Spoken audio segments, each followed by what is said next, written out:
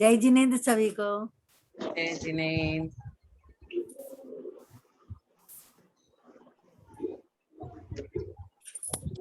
आज नेमीचंद जी भाजी मंगलाचरण करेंगे। कनानी और दीपक भाग दो। जय जिनेंद्र सोनू दीदी। जय जिनेंद्र। आज विजय जी नहीं आई क्या? हाँ जय जिनेंद्र सभी को। अच्छा आ गए क्या? जय जिनेंद्र। आ गए। प्रणाम प्रणाम भाई साहब, कुमकुम दीदी। जय जय जिनेंद्र। हाँ जय जिनेंद्र। जय जिनेंद्र। हो गए चालू दीदी? हाँ मंगलाचरण करना है अभी। जी जी जी। मंगलाचरण लीजिए। जय बोलिए अनंत अनंत सिद्ध परमेष्ठी भगवान की जय। करणानुयोग ग्रंथ राज की जय। शुक्ल ध्यान प्रचंडाग्नि संदग्धाखिल कर्मकम वर्धमानं जिनं नत्वा पश्चिमं तीर्थनायकं बालानां हितबुद्ध्याहं प्रेरितोऽद्य यथागमं करोमि वर्णनं किंचित् कर्मणां हतशर्मणाम्। मंगलाचरण की एक विशेषता है कि हर ग्रंथ के मंगलाचरण अलग अलग है। हाँ 3 भाग के 3 किए हैं उन्होंने एकदम। तीनों याद करने हैं। आपने तो कर लिए ना? नहीं मुझे याद नहीं है। आपको नहीं। तो याद होता है बहुत जल्दी। कितना जल्दी याद कर लेते हो, आपको तो हो ही जाएगा। मैंने तो वो गोमटसार कर्मकांड का मंगलाचरण याद किया। जी बहुत अच्छा बहुत अच्छा। हम लोगों ने 10-11 तक कर लिया था। कर्म किसे कहते हैं, कार्मन वर्गना, कर्म बंध, ये सब सबको आता है। उसके बाद उपादान निमित्त, अंतरंग निमित्त और बहिरंग निमित्त, यहाँ तक कर लिया था हमने। ये आज पढ़ लिया। हाँ 11 तक का क्वेश्चन कर लिया था। आज प्रश्न संख्या 12 भाग 2 से हम पढ़ेंगे कि अंतरंग निमित्त मिलने के लिए बहिरंग निमित्त का मिलना आवश्यक है या नहीं। अंतरंग और बहिरंग निमित्त पढ़ लिए थे कि अंदर से। अंतरंग निमित्त में क्या बोला था कि जिसके होने पर उपादान में कार्य रूप परिणमन नियम से होता है, मतलब ये कभी फेल नहीं होता, अंदर से किसी के भाव बदल जाते हैं। तो भव्य जीव के मिथ्यात्व, सम्यग्य मिथ्यात्व, सम्यक प्रकृति और अनंतानुबंधी क्रोधमान माया लोक का उपशम क्षय या क्षयोपशम होने से सम्यक दर्शन नियम से प्रकट हो जाता है। और बहिरंग में हमने समझा था क्या कि अंतरंग निमित्त का सहकारी हो उसे बहिरंग निमित्त कहते हैं। जैसे सम्यक दर्शन की उत्पत्ति में सदगुरुओं का उपदेश। अब गुरु का उपदेश नहीं भी मिला तो कई लोग बहुत स्मार्ट स्टूडेंट होते हैं, वे अपने से पढ़ के भी पास हो जाते हैं, सभी को ट्यूशन लेने की जरूरत होती नहीं है। मेरिटोरियस स्टूडेंट अपने आप पढ़ के पास हो जाते हैं। जिनेंद्र भीम का दर्शन सभी लोग करते हैं। रोज मंदिर में कितने लोग आते हैं और कितने लोग जाते हैं, लेकिन सबको सम्यक दर्शन नहीं होता। तो बहिरंग निमित्त के मिलने पर कार्य की सिद्धि अनिवार्य रूप हो या नहीं हो, यह नियम नहीं है, परंतु अंतरंग निमित्त के मिलने पर कार्य की सिद्धि नियम से होती है। तो ये सबसे बड़ा तो यही लिख दिया ना, अनंतानुबंधी क्रोध मान माया लोग। तो हम अगर 6 महीने से ज्यादा का कर लिए तो हम तो सम्यक दर्शन हमें होगा ही नहीं और हम मिथ्यात्व गुणस्थान में पहले नंबर में पड़े रहेंगे। तो सबसे ज्यादा जागरूक है कि किसी से हमारा झगड़ा हो गया, उस दिन हमारा मन ठीक नहीं है तो दूसरे दिन उससे अच्छे से बात कर ले और अनंतानुबंधी नहीं होने दे। किसी भी चीज पे हमें गर्व हो जाता है, बहुत जल्दी से मंच मिल जाए बहुत मजा आता है, माला चढ़ रही है बहुत मजा आता है, लेकिन वो क्षणिक रहे।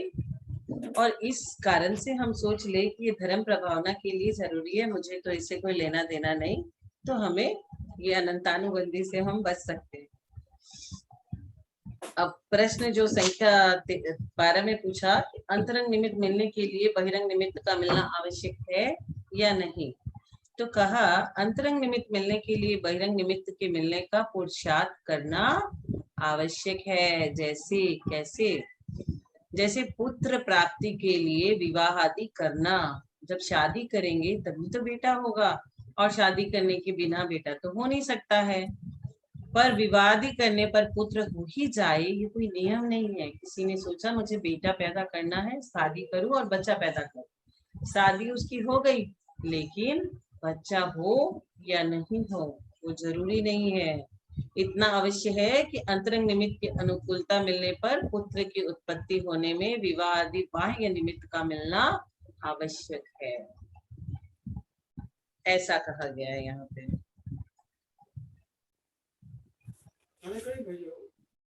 क्या बोलते गंगवाल अंकल आप इस पे? ये थोड़ा डिबेट का विषय लग रहा है मुझे। इसमें थोड़ा सा कुछ और क्लेरिफिकेशन किया जाए तो अच्छा मजा आएगा, क्योंकि इसमें क्या लिखा है कि अंतरंग निमित्त मिलने के लिए बहिरंग निमित्त के मिलने का पुरुषार्थ करना आवश्यक है। मतलब बहिरंग निमित्त के मिले बिना भी काम नहीं होगा, वो भी जरूरी कह दिया है। सिर्फ बहिरंग हो तो काम नहीं होगा, अंतरंग से काम हो जाएगा। लेकिन एग्जाम्पल भी आचार्य ने दे दिया कि शादी हुई तो बहिरंग निमित्त है, बच्चा हुआ या नहीं हुआ वो तो चांस की बात है। इसका उदाहरण आप एक अच्छी तरह से दे सकते हैं। आदिनाथ भगवान को वैराग्य नहीं हो रहा था क्योंकि बाह्य निमित्त नहीं मिल रहा था। उनका अंदर से तो वैराग्य था ही पूरा, लेकिन वैराग्य उत्पन्न नहीं हो रहा था।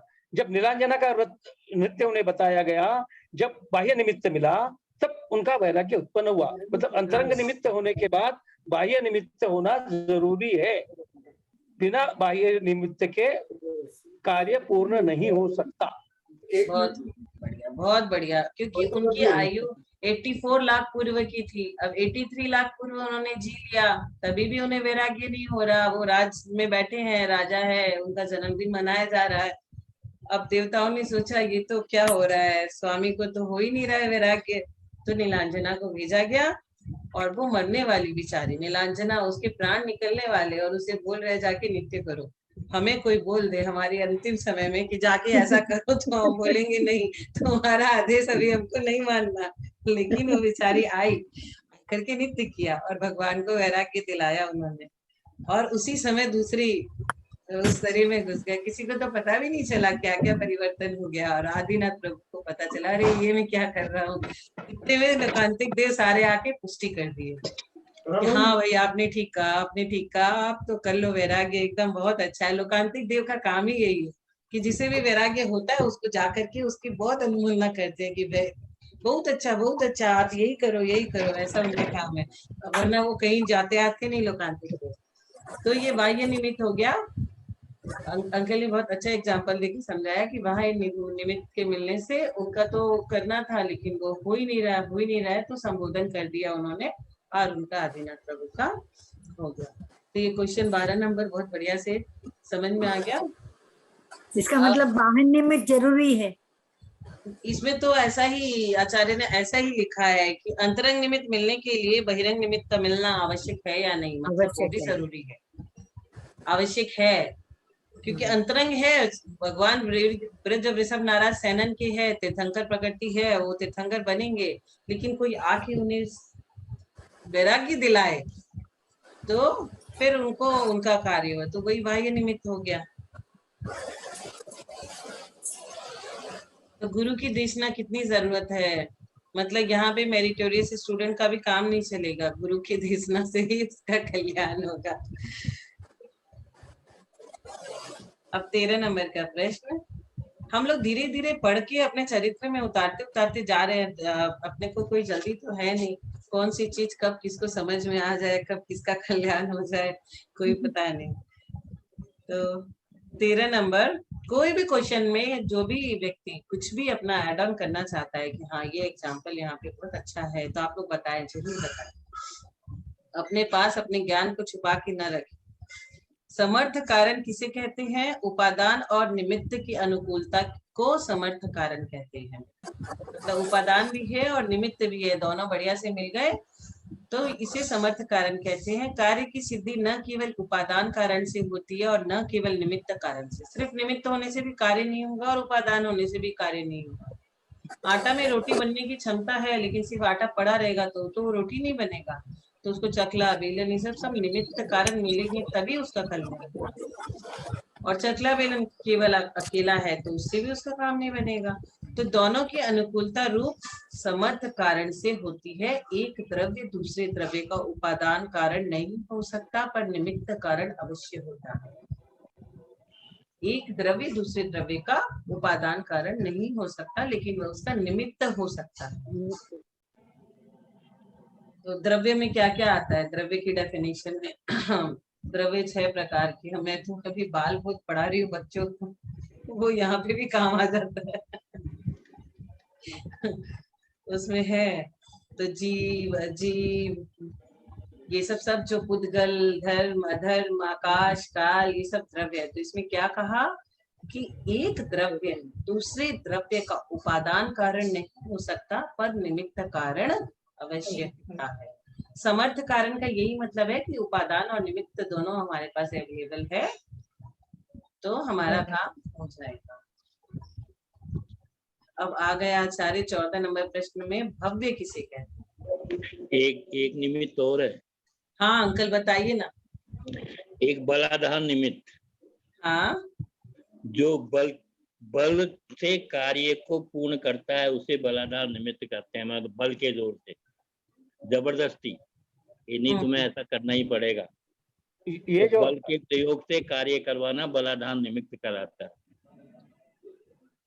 ये जो है निमित्त कारण, जो है निमित्त कारण के 2 प्रकार होते हैं, एक उदासीन कारण और एक बलादान कारण या प्रेरक कारण।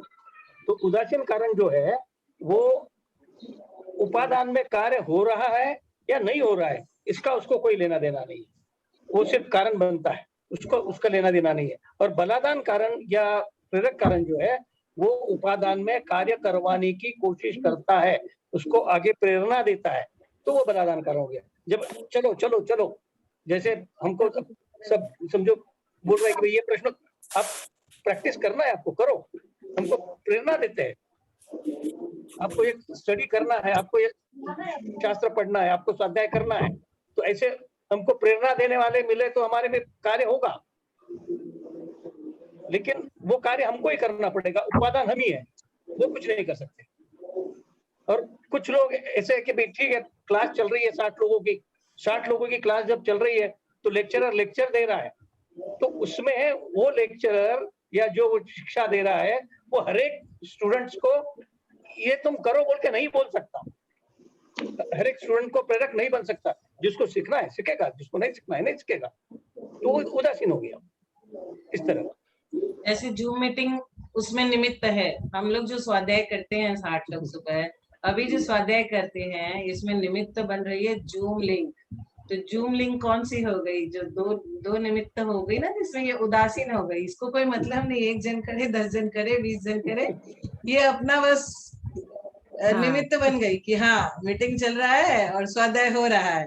अब इसको ये नहीं है कि कौन क्या कर रहा है नहीं कर रहा है, लेकिन जब हम लोग उपदेश लेते हैं जिससे, उसको अगर हम बोले कि हाँ भाई वो चाहता है कि हाँ सभी को सब कुछ समझ में आना चाहिए, अब आप चाह रहे हो ना कि सबको समझ में आ जाए। तो इसीलिए तो एक एक क्वेश्चन को एक्सप्लेन कर करके पढ़ो तो बहुत अच्छा मजा भी आता है, इंटरेस्टिंग भी होता है। सब अपना अपना व्यू देंगे कि हाँ यहाँ पे ये है, तो फिर उसमें अच्छा वो हमेशा के लिए याद रह जाता है।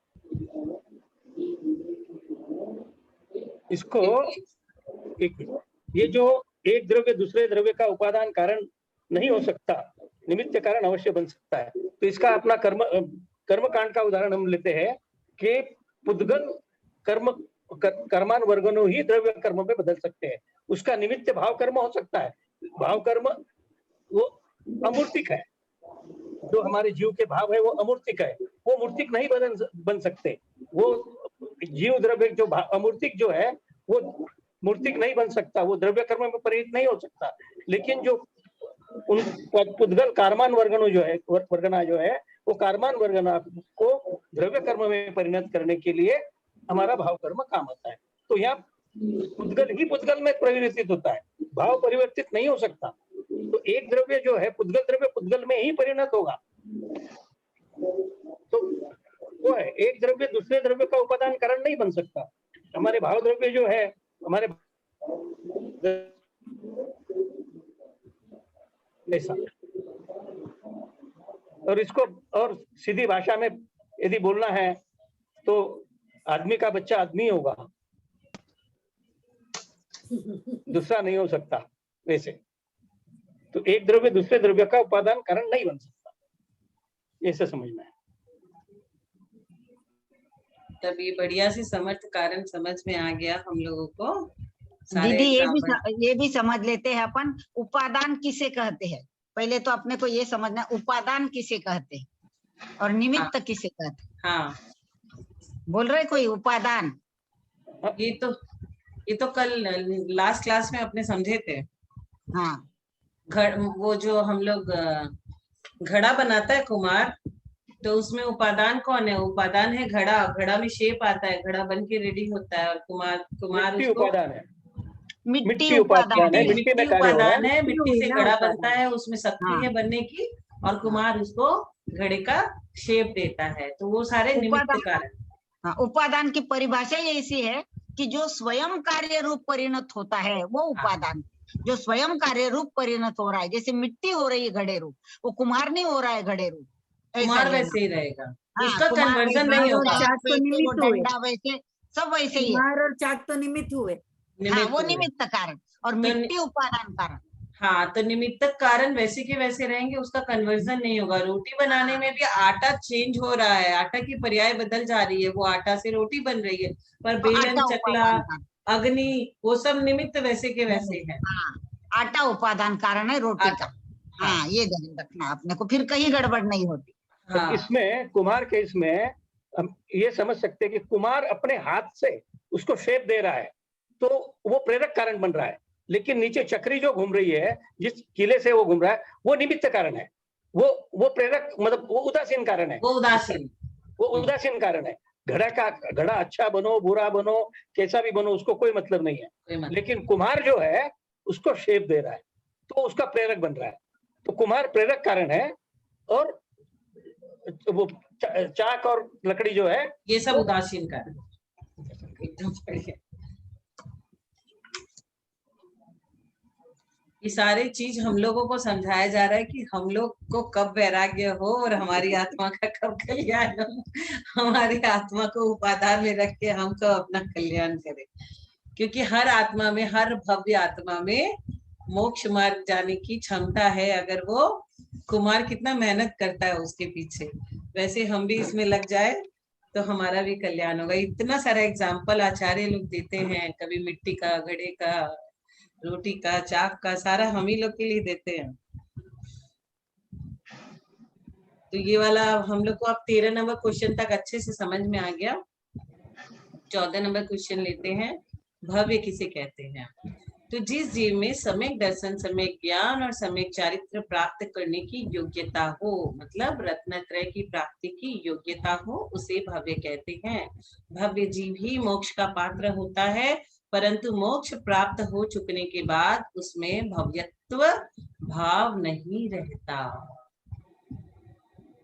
तो संसारी जीव जो है उन्हीं के ये भव्य और अभव्य है। कौन से गुणस्थान तक भव्य और अभव्य, ये भव्य जीव पता है आपको कौन से गुणस्थान तक रहते हैं? 12वें गुणस्थान तक। उसके बाद 13वें और 14वें में जब केवल ज्ञान होने वाला है, तब केवल ज्ञान जब हो जाता है तो ये भव्यत्व भाव नहीं रहते, ये भी खत्म हो जाते हैं। तो इसमें क्या लिखा कि सम्यक दर्शन, सम्यक ज्ञान और सम्यक चारित्र प्राप्त करने की योग्यता।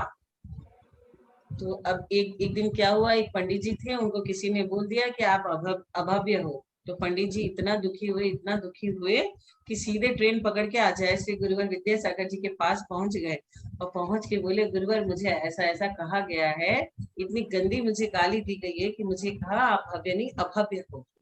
तो गुरुवर ने कहा कि जो जीव इतना जागरूक है कि मैं भव्य हूँ कि नहीं हूँ, वो तो कभी भी अभव्य हो ही नहीं सकता।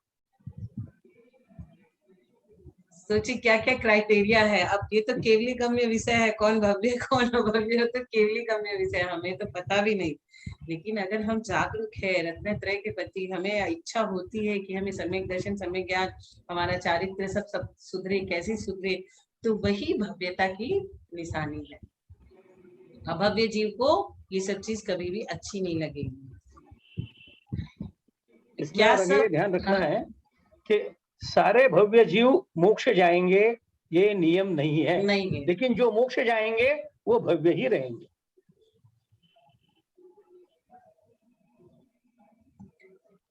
जो मोक्ष नहीं जाएंगे वो जो भव्य है उनको दौरान-दौर भव्य कर। जैसे हम सीए की पढ़ाई में लॉ और कॉन्ट्रैक्ट और एग्रीमेंट के बारे में पढ़ते थे। all contract are not agreement but all agreement are contract। ऐसा पढ़े थे। कॉन्ट्रैक्ट क्या होता है, एग्रीमेंट क्या होता है। तो इसी में सारे भव्य जीव मोक्ष जाएंगे वो तो जरूरी नहीं है, क्योंकि दुरानुदूर भव्य ये सब लोग मोक्ष नहीं जाते हैं, लेकिन उसमें योग्यता है और वो जा सकते हैं। बहुत सारे भव्य जीव हमेशा यही रहेंगे, उनका कभी कल्याण नहीं होगा।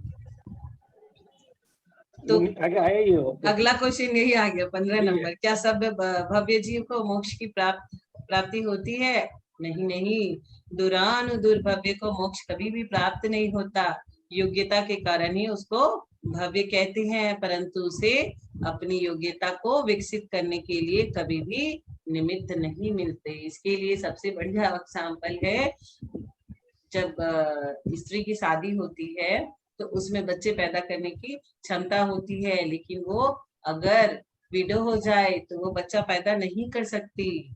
तो क्या सब भव्य जीव मोक्ष प्राप्त कर सकते हैं? नहीं, निमित्त ऐसे मिल गए ना कि वो विकास नहीं कर पाया, ऐसा लिखा है, परंतु उसे अपनी योग्यता को विकसित करने के लिए कभी भी निमित्त नहीं मिलेंगे। तो ऐसे भव्य भी है। अब आप ही देखो, 150 करोड़ जनसंख्या, उसमें कितने लोग स्वाध्याय करते हैं? ये 60 का जो ग्रुप चलता है ना, वही लोग सब में कॉमन मिलेंगे आपको। 40 लोग तो वही कॉमन है जो सारे ग्रुप में बैठे हैं। बाकी कितने लोग स्वाध्याय करते हैं, कितने लोग जागरूक है, कितना अपना कल्याण करना चाहते हैं। और बाकी किसी को बोल दो नए आदमी को तो उसका मन ही नहीं करेगा, समय ही नहीं मिलता है हमें तो करने का, बाकी सब चीजों के लिए समय है, तो वो कर भी नहीं पाएगा। तो उसे अपनी योग्यता को विकसित करने के लिए कभी भी निमित्त नहीं मिलते। अब अभव्य किसे कहते हैं? जिसमें सम्यक दर्शनादि मतलब सम्यक ज्ञान दर्शन और सम्यक चारित्र प्राप्त करने की योग्यता न हो, उसे अभव्य कहते हैं। जिस प्रकार बिना सींचने वाली मूंग, हम लोग मूंग बनाते हैं, मोठ बनाते हैं, चना बनाते हैं, तो ठोल्डू भी आ जाता है बीच में। ठोल्डू को कितना भी आप सारी फैसिलिटी दे दो, लेकिन उसका कुछ कल्याण नहीं होता, वो कभी भी सींच नहीं सकता। तो बिना सींचने वाला मूंग आगी और पानी का निमित्त मिलने पर भी कभी भी नहीं सींचता। उसको कितना भी सिजा लो, आग दे दो, पानी दे दो, उसी प्रकार अभव्य जीव निमित्त मिलने पर भी रत्नत्रय को प्राप्त नहीं कर सकते। तो अभव्य के बारे में ये जो वर्ड है ना अभव्य, इससे तो मुझे बहुत डर लगता है कि इससे दूर रहो एकदम, नहीं तो कभी मोक्ष मार्ग का रास्ता खुलेगा ही नहीं। याद ही मत करो ना इसको। हाँ, हम एक दिन बोल दिए मेरे बेटे को कि जैन धर्म की सबसे बड़ी गाली क्या है? ये है अभव्य, तुम अभव्य हो। तो वो एक दिन उसको गुस्सा आया, बोलता है कि मम्मी, हम बोले तो चुप हो जा, आगे मत बोल। हम बोले मिथ्या दृष्टि जीव सम्यक दृष्टि बन सकता है, पर अभव्य जीव तो कभी भी भव्य नहीं बन सकता है, चाहे उसे कितना भी कुछ निमित्त मिल जाए। तो ये सबसे बड़ा अभिशाप है, जिसकी कभी भी मुक्ति नहीं होगी। दीदी आपने सीजने का बोले ना, ठर्रा मूंग जो होते हैं वो सींचते नहीं है, पकते ही नहीं हो। हाँ, तो उसके ऊपर से मेरे को याद आया सिज्जंती शब्द से, चारित्र पाहुड़ में लिखा है, गाथा है, दंसन भट्टा भट्टा दंसन भट्ट सनत्थि निवानम सिज्जंती चरिय भट्टा दंसन भट्टा न सिज्जंती।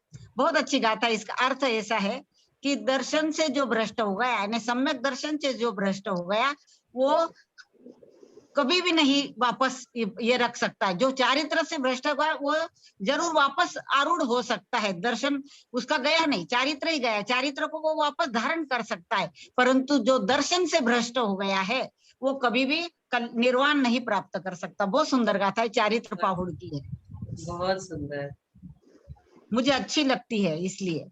बहुत अच्छा बोला आपने। दर्शन से चिस हो गया, सच्चा श्रद्धान उसका कम कम हो गया, हाँ, तो हाँ। उसका तो कभी कुछ फिर भी से नहीं आ प्राप्त सकता। करना। क्या मिलेगा भगवान फिर को उससे?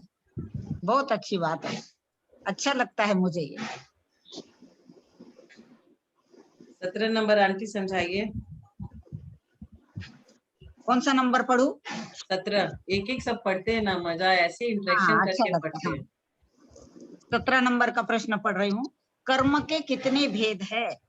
मूल में द्रव्य कर्म और भाव कर्म, इस प्रकार से कर्म के दो भेद, जैसे द्रव्य कर्म और भाव कर्म, ये दो प्रकार के।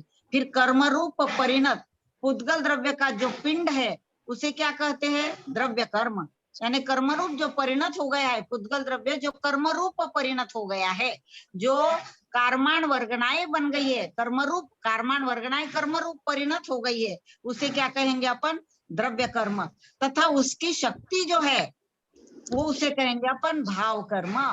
यानी उसकी अपने को फल देने की जो अंदर शक्ति छुपी हुई रहती है, जैसे ज्ञानावरण, यह एक द्रव्य कर्म है, ज्ञानावरण कर्म ले लिया अपन ने, तो उस ज्ञान का जो आवरण करेगी वो उदय में जब आएगा तो ज्ञान पे आवरण है, उसका बंद हुआ, ज्ञान पर आवरण आ गया, तो ये उसकी शक्ति है, ज्ञान पर आवरण डालना, ये उसकी शक्ति।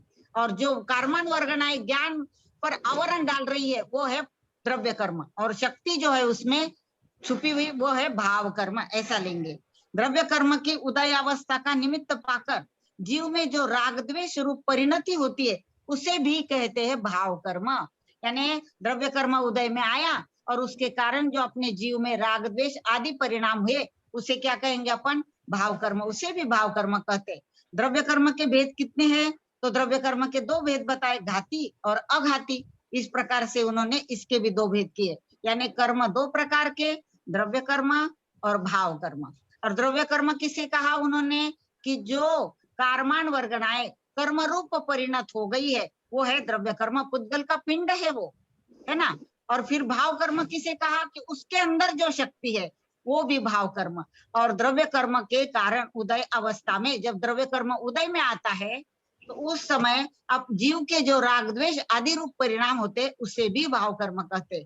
और द्रव्य कर्म के और दो भेद उन्होंने किए, उसे कहेंगे घाती कर्म और अघाती कर्म। अब घातीय कर्म किसे कहेंगे? जो आत्मा के अनुजीवी गुण है, जो आत्मा के आश्रित गुण है, उनका जो आवरण करते, उनके ऊपर जो आवृत्त करते, नष्ट तो नहीं करते, आवरण ही डालते हैं, उसे कहेंगे अपन घातीय कर्म। अघातीय कर्म जो जीव के प्रतिजीवी गुण है उनको कहते, उनका आवरण डालने वाले या उनके ऊपर कार्य करने वाले, उसे कहेंगे अपन अघातीय कर्म। अघातीय कर्म इतना नुकसान नहीं पहुंचाते क्योंकि वो आत्मा के जो असली गुण है उसका घात नहीं कर रहे हो, इसलिए अघातीय और घातीय, इस प्रकार से उन्होंने द्रव्य कर्म के भी दो भेद किए हैं। अब आगे पढ़िए और कोई। हाँ गंगवाल अंकल, अब आप ये वाला पढ़िए। प्रश्न नंबर 18, घाती कर्म किसे कहते हैं और उनके कितने भेद हैं? जो जीव के ज्ञान, दर्शन, सुख और वीर्य, इन अनुजीवी गुणों का घात करते हैं, उन्हें घाती कर्म कहते हैं। घाती कर्म के चार भेद हैं: ज्ञानावरण, दर्शनावरण, मोहनीय और अंतराय।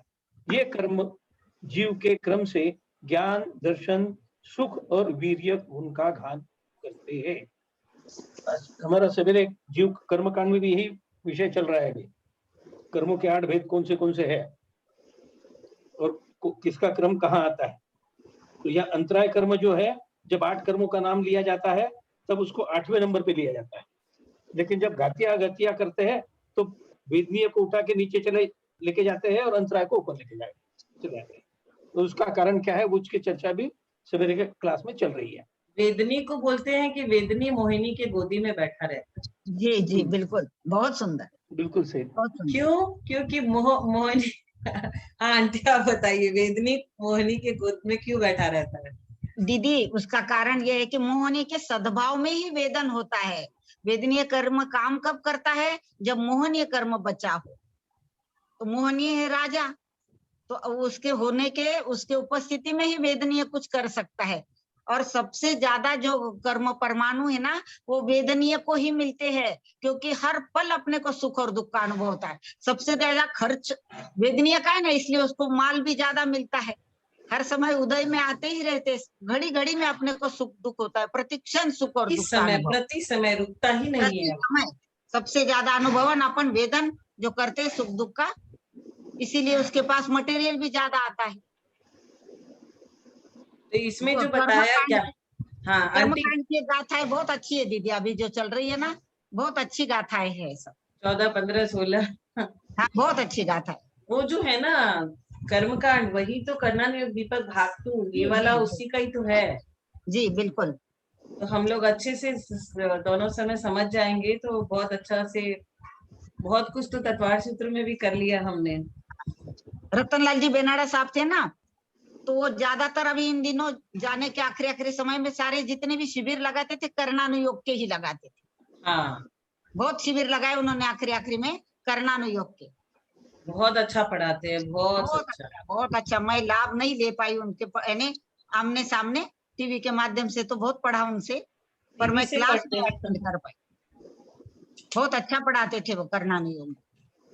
आंटी आप मोटे तौर पे ये समझाओ कि ज्ञानावरण यानी कि ज्ञान के ऊपर आवरण आ गया, ज्ञान के ऊपर जैसे कोई भी चीज के ऊपर चादर ढक दिया तो वो क्या हो गया, उसका आवरण हो गया। जी जी। ज्ञान के ऊपर हमको कोई भी चीज याद है लेकिन अभी याद नहीं आ रही है, कौन से अध्याय में था, कौन से सूत्र में था, कौन से श्लोक में था, ये क्या है, ये है ज्ञानावरण। ज्ञानावरणकरण के ऊपर आवरण का हो जाना, तो ज्ञानावरणीकरण का उदय आया। कोई भी चीज ज्ञान के ऊपर आवरण आ गया, ज्ञान को ढक दिया, हाँ हाँ। उसको बोलते हैं। और क्योंकि हाँ और जैसे जैसे उसका क्षेपण बढ़ेगा उतना उतना आवरण दूर होगा। देखो अपने 50 लोगों को एक टीचर पढ़ाते हैं, उसमें कुछ कुछ बड़े विद्यार्थी ब्रिलियंट होते हैं, तो वो उनका ज्यादा क्षेपण होता है। ऐसा है, जितना जितना क्षेपण बढ़ेगा उतना जल्दी याद होगा, ऐसा है। आवरण डालते हैं, नष्ट नहीं करते, नहीं तो ज्ञान गुण नष्ट ही हो जाए। ज्ञानावरण कैसे नष्ट नहीं करते, नहीं तो सिद्ध ही नहीं बनेंगे। आवरण ही डालते, चद्दर से ढक दिया कोई भी सामान जैसे को। बादल ढक देते हैं सूर्य को, जैसे बादल ने आवरण डाल दिया है सूर्य को, सूर्य को नष्ट नहीं किया उन्होंने, ये अपने को ध्यान रखा, यानी मैं ऐसा समझती हूँ। हाँ, ज्ञानावरण का यही मतलब है, कोई भी जो भी हमारे ये अभी हम लोग डिस्कस कर रहे हैं, ज्ञान के ऊपर आवरण आ जाना तो ज्ञानावरण। और हाँ। क्षयोपशम मतलब उसका क्षय हुआ, उपशम हुआ, तो उतना ज्यादा हमें समझ में यानी आया। आवरण कम कम करना, आवरण को कम कम करना। जैसे बादल थोड़े से छट गए तो थोड़ा उजाला होता है, और पूरे छट जाएंगे जब पूरा उजाला होएगा। हो जाएगा। तो क्षेपशम यानी क्या, थोड़ा थोड़ा बादल कम हो रहे हैं, ऐसा लेंगे आप। किसी को 100% समझ में आया, किसी को 70 आया, किसी को 50 आया, बहुत किसी सुंदर। का थोड़ा क्षय हुआ, थोड़ा उपशम हुआ, किसी का ज्यादा हाँ, क्षय हुआ, ज्यादा उपशम हुआ। ये जो हम इतनी बेसिक छोटी सी लैंग्वेज में बोल रहे हैं ना, इससे एक एक पॉइंट क्लियर होते हैं, बड़ी क्लास में ये पॉइंट्स क्लियर नहीं कर सकते। हाँ, तो ये बेसिक चीज है। ज्ञानावरण, ज्ञान के ऊपर आवरण। दर्शनावरण, आंटी दर्शनावरण अब आप बताइए। हाँ, दर्शन के ऊपर आवरण। जैसे हाँ। इसको क्या उपमा देते हैं कि जैसे वो पर्दा लगा दिया और दर्शन नहीं हो पा रहे। यहाँ दर्शन यानी सम्यक दर्शन से नहीं जोड़ना है, देखने में आवरण। जैसे कि अपन दर्शन को गए और वो मंदिर बंद हो गया था, तो दर्शन आवरण का उदय, ऐसा लेना है इसको।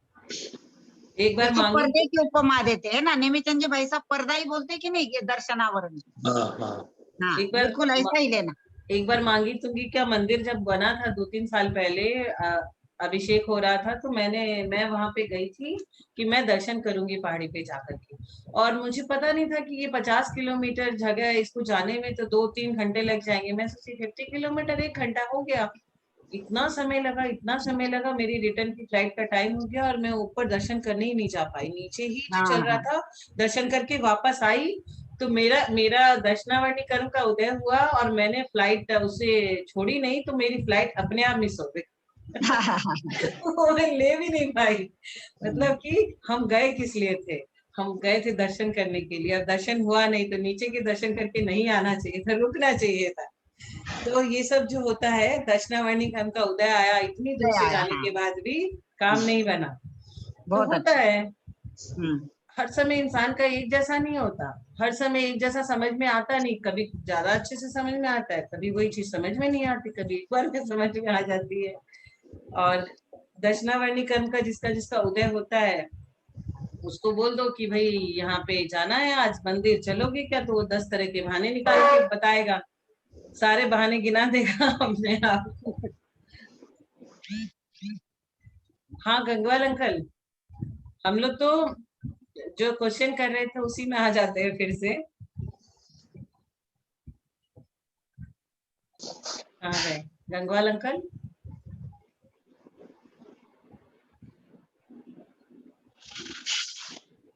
आ गए। हाँ आपका क्वेश्चन कंटिन्यू करिए।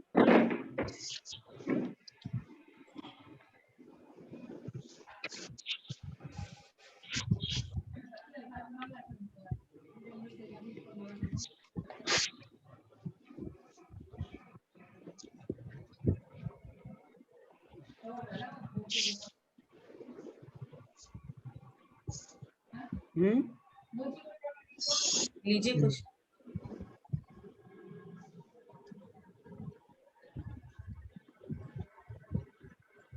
उन्नीस नहीं नंबर पढ़ पा रहे। आप अनुजीवी पढ़ गुण। लीजिए, आप पढ़ लीजिए दीदी। आंटी आप लीजिए। जी जी पढ़ू।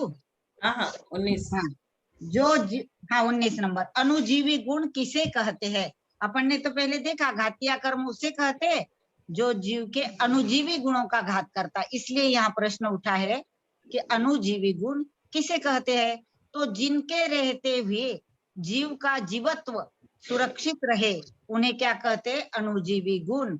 यानी अगर ये गुण रहेंगे तो ही जीव का जीवत्व सुरक्षित रहेगा। यानी ये जीव है, उसका जीवत्व अगर सुरक्षित रखना है तो ये गुण होना चाहिए। कौन से? ज्ञान, दर्शन, सुख और वीर्य। ये 4 गुण अनुजीवी गुण है और उनको सुरक्षित कौन रखेगा? जीवत्व उसे सुरक्षित अनुजीवी गुण कहेंगे जब वो सुरक्षित उसमें रहेंगे। ज्ञान, दर्शन, सुख और वीर्य। जिस प्रकार उष्णता के रहने पर अग्नि का अग्नित्व सुरक्षित है, अगर अग्नि में अग्नित्व नहीं है तो अग्नि कहाँ सुरक्षित है? वैसे जीव में अगर जीवत्व गुण है तो सुरक्षित है। जीवत्व जीव को सुरक्षित रखेगा। अग्नि को कौन सुरक्षित रखेगा? अग्नित्व गुण सुरक्षित रखेगा। इसी प्रकार जो ज्ञान, दर्शन आदि जो गुण है, इनके रहते हुए क्या होता है? जीव का जीवत्व सुरक्षित रहता है। अब जीव की डेफिनेशन ही यही है, जिसमें जानने और देखने की शक्ति हो उसे ही जीव कहते हैं। जीव बहुत किसे सुंदर, कहते हैं, अजीब किसे कहते हैं, तो जीव का बहुत ही डेफिनेशन सुंदर। वही है। पर दीदी इसमें जो अनुजीवी गुण की परिभाषा दी है ना, ये बहुत सुंदर है, बहुत सुंदर है। ये बहुत ही सुंदर है, इसको याद रखना चाहिए। हाँ पढ़िए नेमीचंद जी भाई साहब, आप पढ़िए, किताब है। हाँ है, पढ़िए भाई साहब। 20 नंबर का। हाँ 20। अघाती कर्म किसे कहते हैं और उसके कितने भेद हैं? जो जीव के अनुजीवी गुणों का घात न करे उन्हें अघाती कर्म कहते हैं। पहले आया था जो घात करे वो घातिया कर्म और जो घात नहीं करे वो अघातिया कर्म। अब ये इसके 4 भेद होते हैं, वेदनीय, आयु, नाम और गोत्र। इसमें जो ये क्रम दे रखा है वो गलत, पहले आयु आना चाहिए था। आयु, नाम, गोत्र और वेदनीय, क्यों यही क्रम रहेगा ना?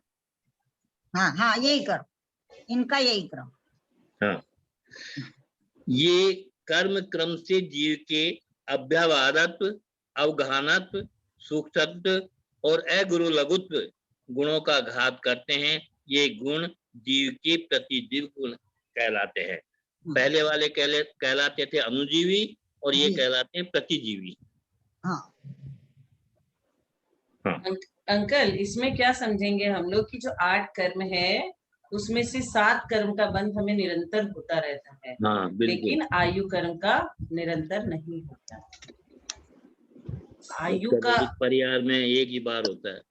हाँ, एक पर्याय में एक बार नहीं होता है। इसके लिए मैं आयु का क्वेश्चन आपको बताती हूँ, आपका दिल जल जाएगा कैसे कैसे होता है। त्रिभाग में होता है दीदी। हाँ, त्रिभाग।